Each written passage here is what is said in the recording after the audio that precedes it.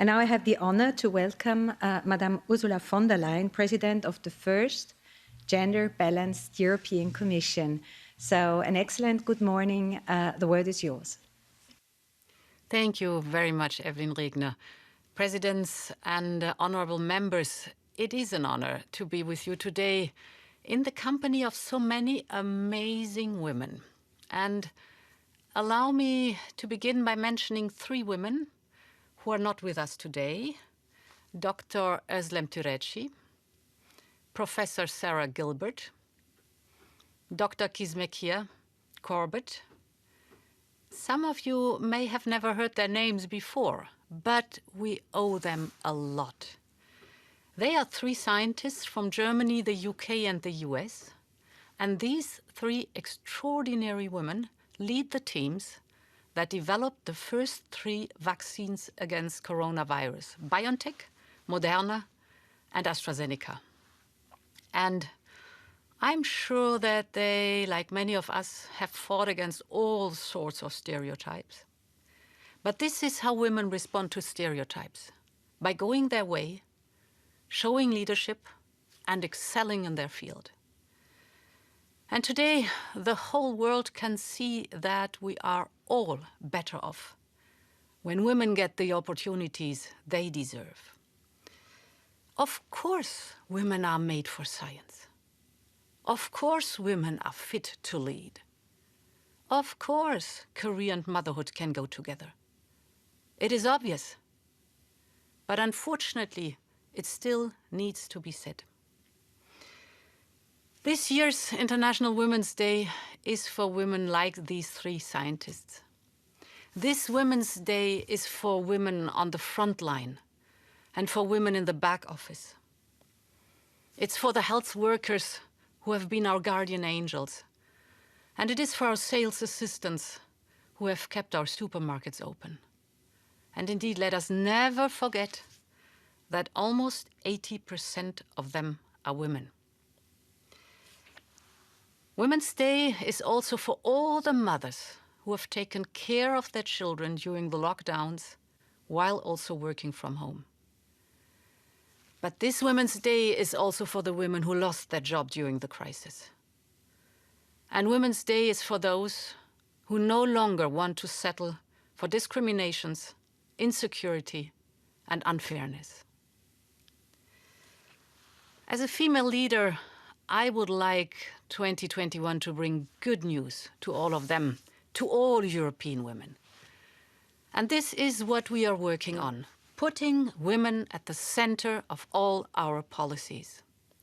And let me start with the basics.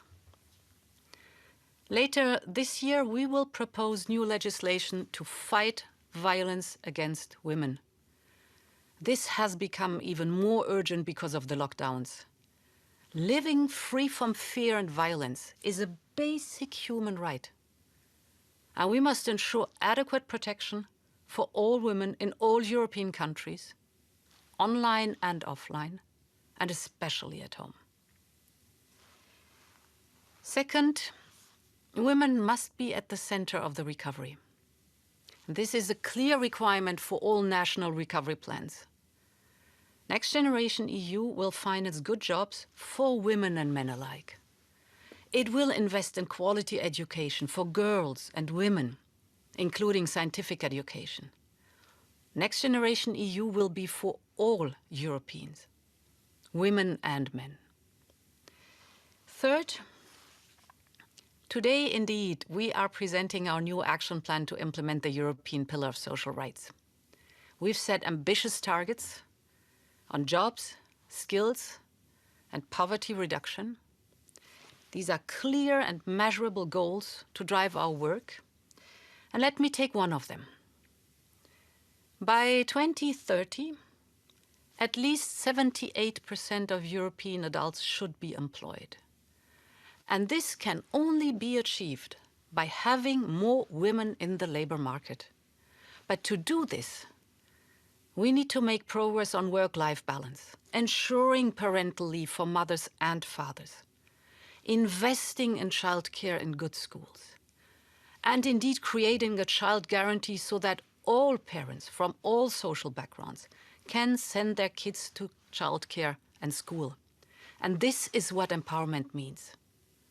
Freedom to be a mother and to have a career for all women. And this adds up to the fourth point. Today we are also proposing a directive for pay transparency. It builds on a very simple idea. Equal work deserves equal pay. And for equal pay, you need transparency. Women must know whether their employers treat them fairly. And when this is not the case, they must have the power to fight back and get what they deserve. And finally, women should always be able to reach for the top, including in private companies. I fought for this when I was a minister in Germany, and I won't stop pushing for gender quotas on boards until we get a fair system for all European countries. We simply cannot exclude half of our talents from leadership positions. Having women in leadership position should become the norm, not the exception. And slowly, but steadily, Europe is changing. 5 EU governments are now led by women. For the first time, an EU country, Estonia, is led by 2 women as president and prime minister. And you, President Sakellarapoulou, you are the first woman to be elected as Greek president. For the first time in our history, not only the European Commission is led by a woman, but we have also achieved gender balance in the College of Commissioners. As you know, this is something I promised on my nomination. I asked every European country to present a man and a woman as candidates for each post. It was not always easy, but we made it. And it shows that everything can change with tireless perseverance. All of this matters. It matters on the quality of our decision-making, and it matters to our daughters. It tells them that they can reach for the top. It tells them that hard work pays off, that they will be judged on their ideas, their dedication, and their talent, not for their chromosomes. A gender-balanced Europe is a better Europe, not just for women, but for all of us. And in this spirit, long live Europe and happy Women's Day. Thank you so much, President Ursula von der Leyen, for your words, for your speech.